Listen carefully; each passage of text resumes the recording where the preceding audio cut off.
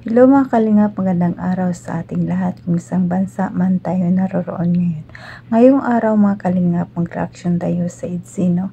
Mga nakaraan pa itong mga video kasi hindi ako nakapag-reaction dito. Doon ako nakapag-reaction sa Jasmine05 channel ko, pero dito hindi kasi hindi ko ito dati ginagamit, kaya ngayon ito ang ginagamit ko. Kaya mag-reaction tayo. Napakaganda pa rin mga kalingap kahit na dati na napanood na natin, pero nandyan pa rin ang kilig natin sa mga video nila, no. Nakakakilig na mga sagot ni Beyonce sa mga tanong sa kanya ng nila Vincent Calyada at Rain, Kalingap Rain, no. Nakakatawa ang mga sagot niya dito pero bago dyan, pasalamatan muna natin ang ama ng Kalingap, Bal Santos Matubang, Ate Edna Vlog, Kalingap Rab, Kalingap Ido, Jack Tapia Matubang, charity vloggers sa buong mundo na tumutulong sa ating kababayang mahirap. Nandiyan din po ang K-Boys, mga rectors, grupo namin sa KSSD, supportaran din natin. At it's me, huwag niyo akong kalimutan, Jasmine, Mildred Hagisan Official, Jasmine05 channel, ang second channel ko. Kaya pag-i-click ang notification guys, kung hindi ka pa naka-subscribe sa akin, please click the notification bell para updated ka sa aking mga video na bawat upload ko araw-araw. Like and share mga kalingap, don't skip ads, malaking tulong din ito sa kanila sa kanilang ginagawa araw-araw.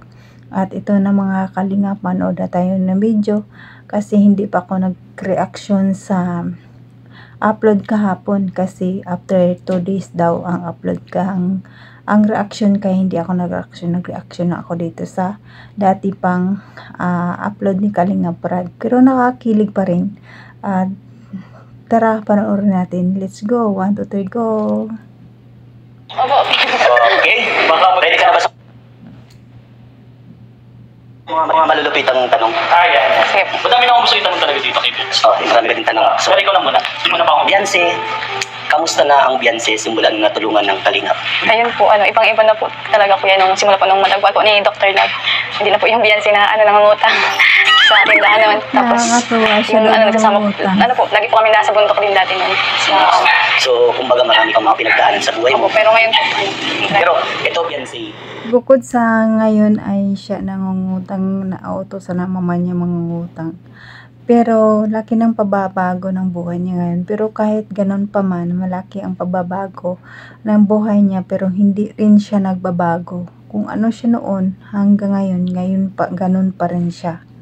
ano yung pwede mong maibigay na inspirational message sa mga makakapanood nito, lalo na mga kabataan na katulad mo, na nangarap din na magkaroon ng magintong bahay? Ayun na, naranasan mo na. Wag lang po sila wag lang po sila sumko sa sa buhay po nila na. Tuloy-tuloy lang po sa amin po ng mga pagsubok, kumbaga kasi araw-araw man po tayo may pagsubok.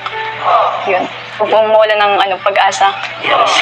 Ako bro, ang pinaka kasi lagi ko nakikita sa Facebook, sa mga comments sa mga supporter niya. Ang gusto ko lang malaman, kasi hindi siya nagsasalita sa mga basher. Ano lang gusto mong sabihin sa mga basher? Kasi alam naman natin si sobrang loyal niya sa Team Kalingap.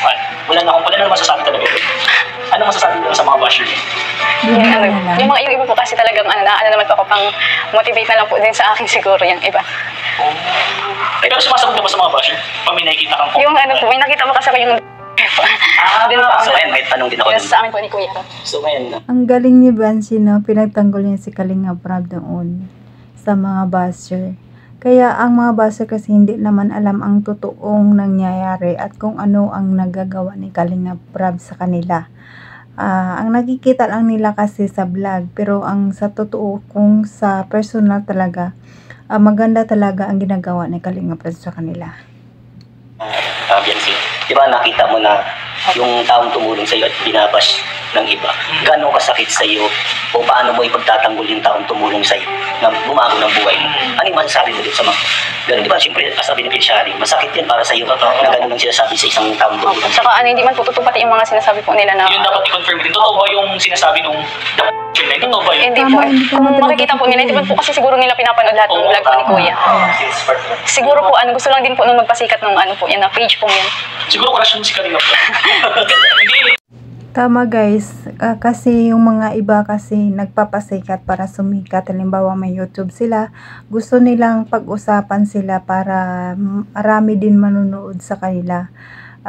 So supportahan sila, pero hindi naman maganda na sisiraan mo yung tao para ka lang sumikat, 'di ba? Kung ako gusto, kaya ko rin yun, magpasikat, pero hindi ko gawain na magpasikat na gumawa ng kasiraan ng isang tao para lang sumikat. Kaya naman natin sumikap sa magandang paraan. Gagawa tayo ng mabuti para ang balik sa atin ay maganda din. Pag gumawa tayo ng ikakasama ng tao, malaking balik din yan sa atin. Kaya palaging magagawa tayo ng mabuti, no? Tsaka nakita ko din po dun sa mga post po, puro lang po talaga paninira. Siguro po mas mabuti po na magayahin nyo na lang po si Kuya Rab yung mga ginagawa po ni Kuya. Naman.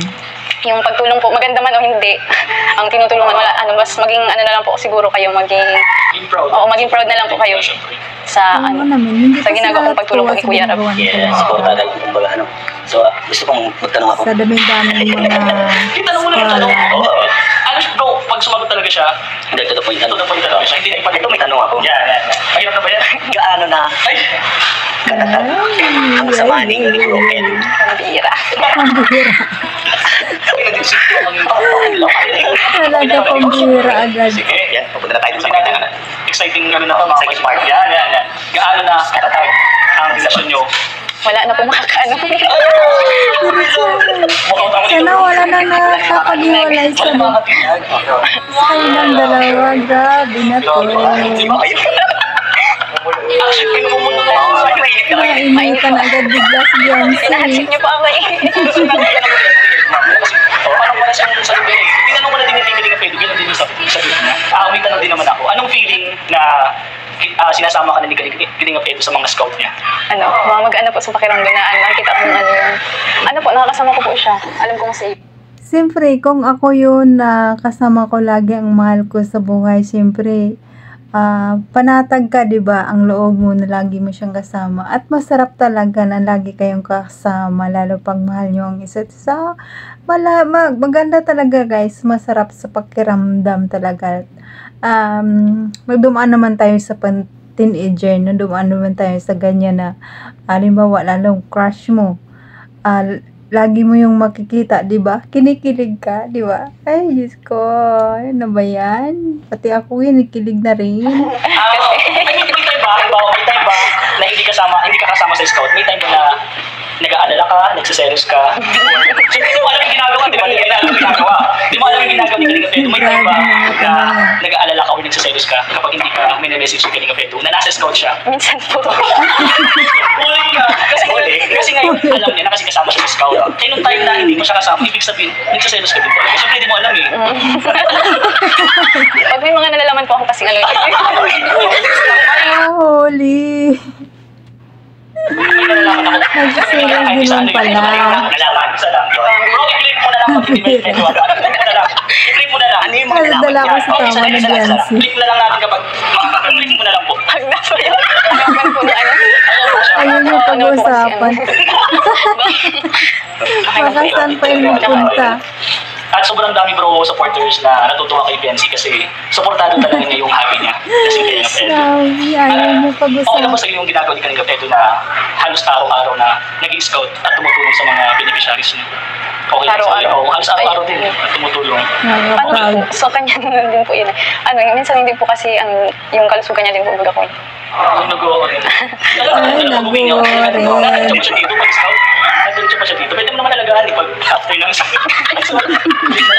Nakaano pa ako talaga eh. Mali-mali pala yung naano. So, na-ano natin na Dera. nasasabi na natin sa mga viewers yung mga hindi dapat sabihin. Pasensya na. Pero alam niyo naman yung mga kuya mo. Proud na proud kami. At lagi namin Siyempre, para malaman kung ano talaga ang nilalaman.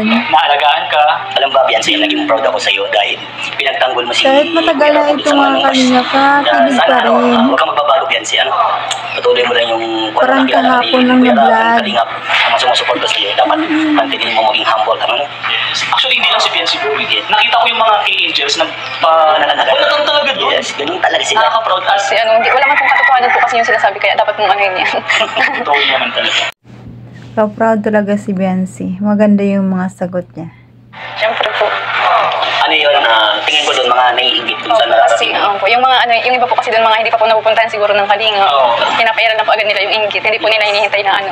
Ayaw kasi nila yung may nakikita silang taong Opo po, ganun po talaga. At gusto din nila bro, sila yung tulungan, hindi yung iba. Kaya may ganun talaga mga bash. Wala tayong magagawa. I love you, Black Bash. Last na, Biancy. Ano na lang mensahe mo kay Habi mo kay Kalinga Edu? Mensahe mo na lang. Hala. Nagkaalaman na, Naalala ko nagkaalaman sa na. tawa ni Biancy. Huling-huling. Message mo na lang. Ano? Siguro ano yun. Ano, nandito lang ako po para sa kanya. Hindi, kunyari si Kalinga Edu yan. Yan, kaharap Oo, mo. kaharap. Hindi yung sa kanya. Kalinga Edu, Habi, yan, sabihin mo. Kami na lang po dalawa yung ano. Sa kanya na lang. Sige, gusto personal, bro. Gusto Tawagin mo na si Kalinga Edu. Tawagin mo na lang. Thank you so much sa pagsagot sa mga tanong natin. Ayaw Thank you. niya naman. Kaya gusto niya talaga personal. Sabi niya talaga ang natin. Makikipasok po. Delivery. Delivery guys. Yung dala mo. Mga alahas mo, magla-live selling tayo eh. Mamaya na to.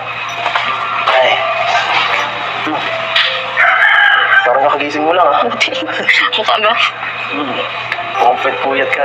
Naligo kami kahapon eh. Nice. Naligo pa na naman. Umiya pang ilan na yun yung linggo. Pangatlo na yan ah. Nag-swimming pa lang tayo nakaraan, tapos meron na naman. Iba yung ano yung sa atin tapos yung kilab. Siyempre kasama sila mga ano. Family Kulay orange banding. ka na. Green siya. Ikaw kulay orange ka na. Ang bira.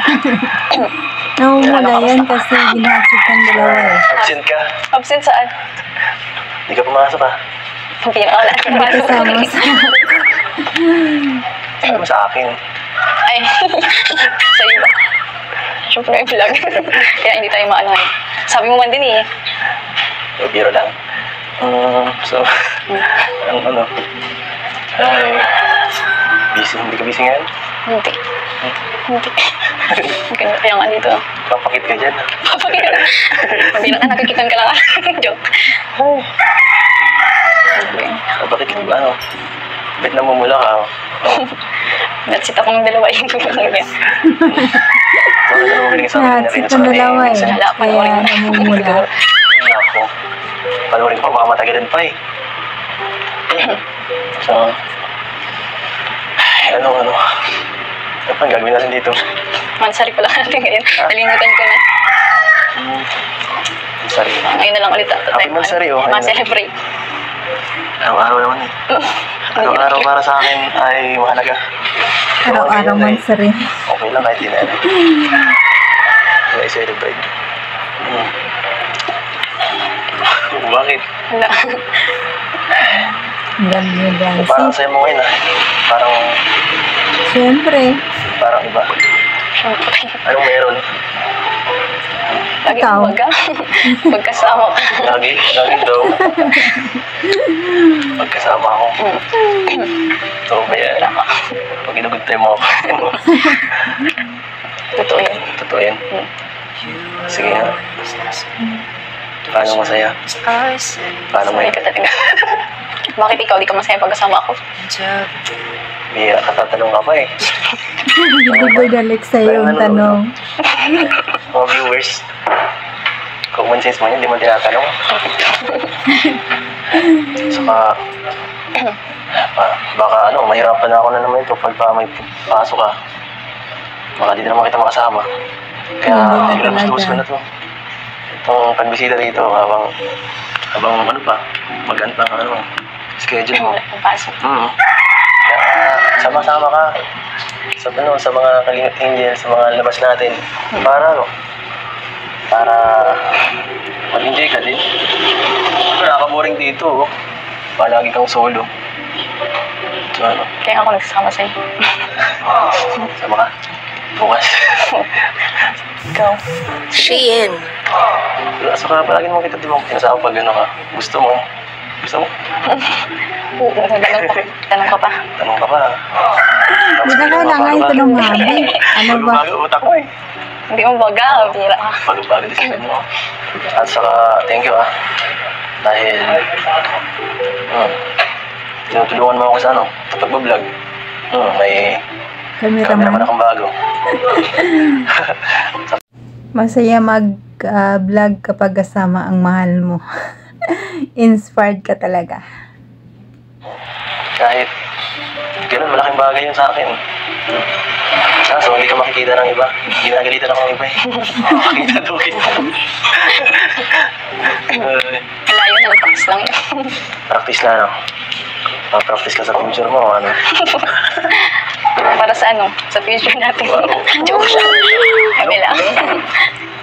Ay, grabe, joke lang. Palagi ka nang... Hindi. Grabe ka mag-joke. Ito pala yun. Ay, nilito mo ako eh.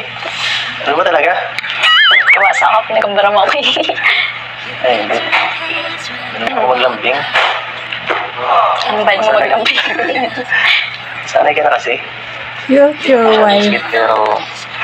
Supportive sa iyo si Bensi Kalingap Lido. Saan ka pa? Alam mo na yun. Ay, grabe init talaga dito sa inyo, no? Paano mo na yan? Hawakan mo na yan. Huwag mo nang bitawan si Nanginit wifey. ako dito eh. Bihira ka lang makahanap ng ganyan. Kami kasi sanay na eh. Sanay na mainitan. Kaya mo, pag tumaas yung bis ko, pigilan kita. Bibilan ng ano? Aircon. Ano ba gusto mo? Aircon o taga-paypay? Bibilihan ka sa... Okay, ikaw na. Okay lang yun. Dagdag lang sa kuryente. May electric fan pa naman. Pero, para naman yung yung baby mo. Baby niyo dito. Kawawa naman. Baby ko, kawawa din. Uy. Kakainis ka. Nadadala talaga ako sa tawa ni Bensi. Anong meron? Bakit? Parang ang daming pagkain ngayon. Siya pala, magkain ka? Kain muna kayo. Kain muna kayo. Bakit? Anong meron din nga? Hindi sa natin yan, Mansari. Sa Mansari? Oo. Kala ko may ibang okasyon. Bukas birthday na kapatid ko. Wala ko hapon. May nagpadala. Hindi ko kilala eh. May nagdating lang dito ng dalawang lalaki. Ay, grabe. Tara. Kakaya lang tayo. Pumasok dito. Mamaya na. Ay, grabe. Ang ganda pala dito sa kwarto mo ah. Puro picture mo nandyan, habi. Grabe. Kita mo tuloy. Grabe. Ang ganda pala dito ah. Mukhang komportable ka dito. Ganda yung kwarto yung dalawa. Ang picture dito.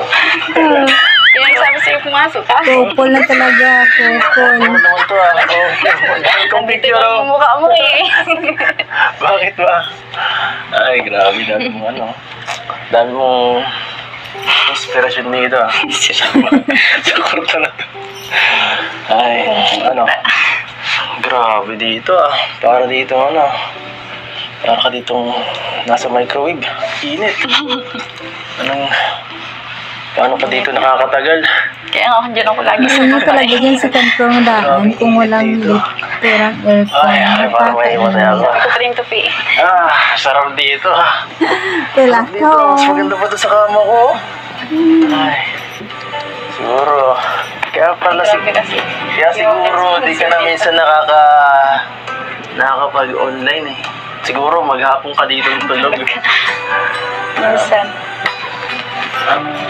Mainit lang talaga. Pero, ganda naman eh. Pwede mo dito Oo nga. matulog. Prinsesa ang nakatira eh. Sabay. May-ari. Doon sa baba. Oo, joke lang yun. Ganda lang dito.